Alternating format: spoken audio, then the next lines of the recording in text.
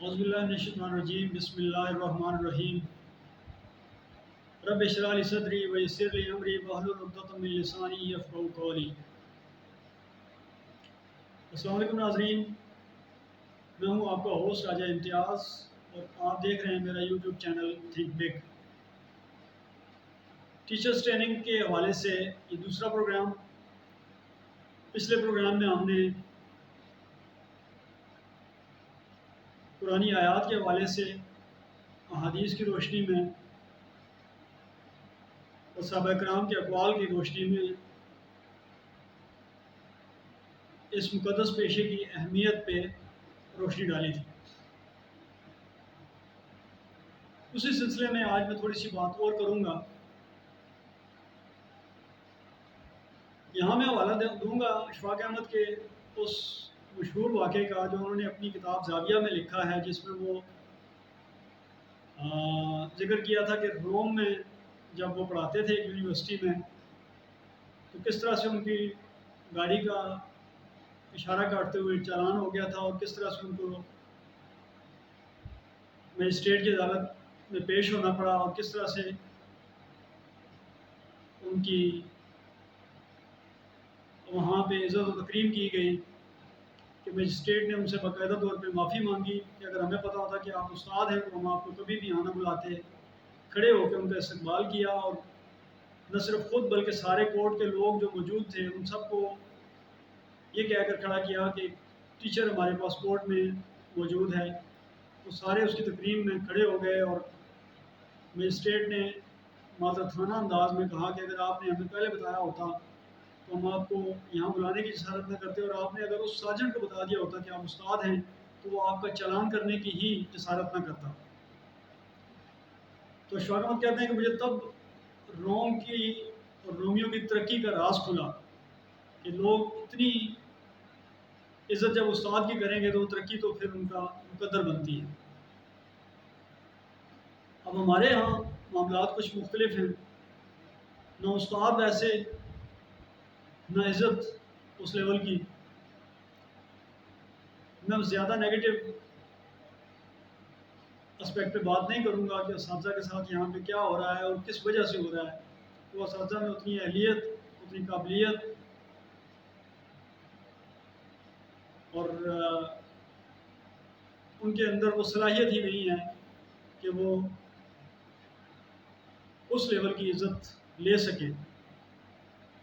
اس سلسلے میں اپنے چینل کا فائدہ اٹھاتے ہوئے اور اس پروگرام کا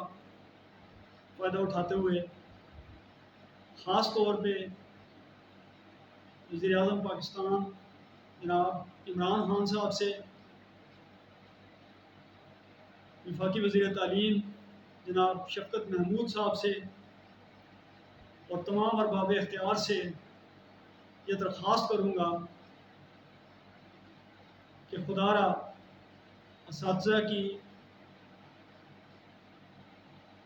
عزت و تکریم میں اضافہ کریں، اور وہ کس طرح کریں وہ سارے آپ کو میں ایک ایک کر کے سارے عوامل بھی بتاؤں گا اور اس مسئلے کا حل بھی آپ کو بتاؤں گا۔ ہمارے ہاں جو لوگ ہمارے ملک کی سرحدوں کے محافظ ہیں، ڈیفنس فورسز کے جوان اور افسر، ان کو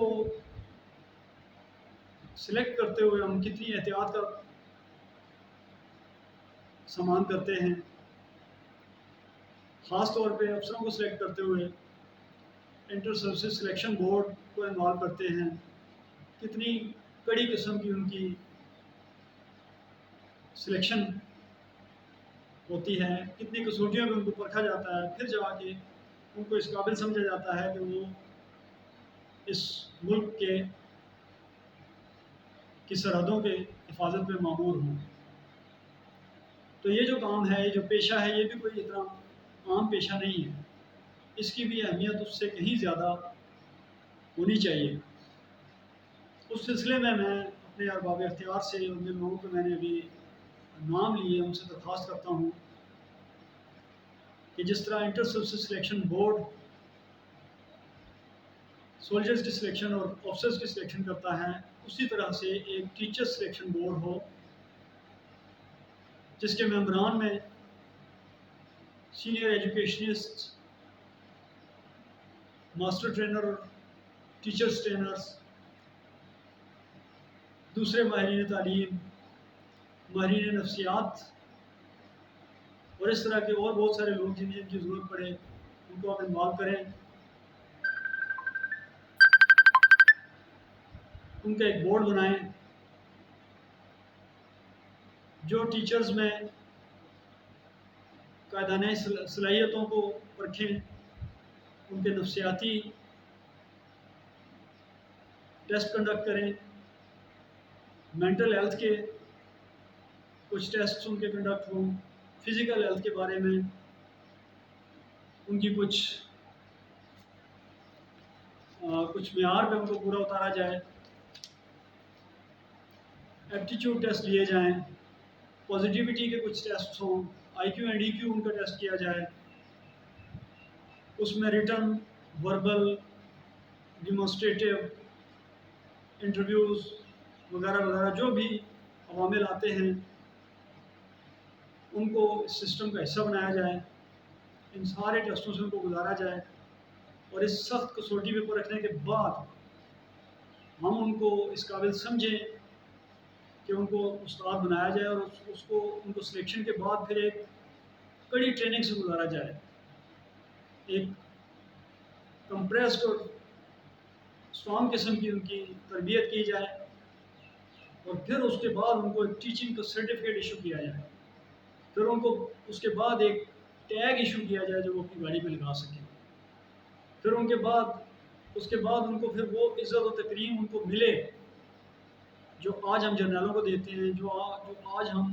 جوڈیشری کو دیتے ہیں، جو آج ہم انتظامیہ کو دیتے ہیں یا اور کچھ بڑے اداروں کے سربراہان کو، بڑے سینئر افسران کو دیتے ہیں۔ پھر ہم ان کو اس قابل سمجھیں کہ وہ لائن میں نہ لگیں، ان کو پرائرٹی پہ ان کے کام ہوں، وہ جہاں جا کے تعارف کرائیں، لوگ ان کے لیے نشستیں چھوڑیں، لوگ ان کے لیے الگ سے پروسیجرز بنائیں، ان کے کام مقدم سمجھ کے کیے جائیں، ان کا لائف سٹائل اتنا ہائی کر دیں ہم کہ پھر لوگ کمپیٹ کریں اس پیشے میں آنے کے لیے، جس طرح ابھی ڈیفنس فورسز کے لیے لڑتے ہیں، جب ڈیفنس فورسز کے لیے مقابلے کے امتحان میں جاتے ہیں، جس طرح انتظامیہ کے لیے مقابلے کے امتحان میں جاتے ہیں، جس طرح جوڈیشری میں جانے کے لیے وہ کوشش کرتے ہیں، اس طرح کا ایک مقابلے کا امتحان پاس کر کے وہ یہاں تک پہنچے تو پھر ان کو وہ عزت و تکریم دی جائے جس کے وہ قابل ہیں، تو پھر آپ دیکھیں گے کہ اس پیشے میں کتنے کتنے قابل ہیرے لوگ سامنے آئیں گے، کس طرح کے لوگ پھر آپ کے سامنے چھن کے آئیں گے، آپ کو اس پیشے کے تقدس کا اندازہ ہو جائے گا، اور پھر ان لوگوں کی محنتوں سے جو نسل آپ کے سامنے آئے گی اس میں اور آج کی نسل میں یا اس سے پچھلی نسلوں میں ایک واضح فرق نظر آئے گا۔ اگر ایک استاد حادثاتی طور پہ استاد بن جاتا ہے تو وہ کیا پڑھائے گا؟ اگر ایک استاد مجبوراً استاد بنتا ہے تو پھر وہ کیا پڑھائے گا؟ اگر ایک استاد ہر طرف سے رہ کے آخر میں P T C, C T یا بی ایڈ کر کے وہ استاد بن جاتا ہے تو وہ کیا پڑھائے گا؟ پڑھائے گا تو وہ تب جب آپ اس میں پڑھانے والی صلاحیتیں دیکھ کے اس کو لائیں گے، جب اس میں قائدانہ صلاحیتیں دیکھ کے اس کو اس کا کام پہ مامور کریں گے، جب اس کا ایپٹیچیوڈ دیکھ کے آپ کی یہ کام کر سکتا ہے، جب اس کے اندر ایک مثبتیت آپ دیکھیں گے اور اس کو اس کام پہ لگائیں گے تو پھر وہ مثبتیت بانٹے گا۔ حادثاتی طور پہ استاد بننے والے تو پھر منفیت ہی بانٹتے ہیں۔ تو یہ میری گزارشات تھی اس پروگرام کے اور اس چینل کے توسط سے، جہاں تک ممکن ہو کوشش کر کے میری یہ گزارشات وزیر اعظم پاکستان تک، وزیر تعلیم تک اور ان لوگوں تک پہنچائی جائیں جو اس میں کوئی مثبت کردار ادا کر سکتے ہیں۔ اس گزارش کے ساتھ کہ زیادہ سے زیادہ اس ویڈیو کو شیئر کریں،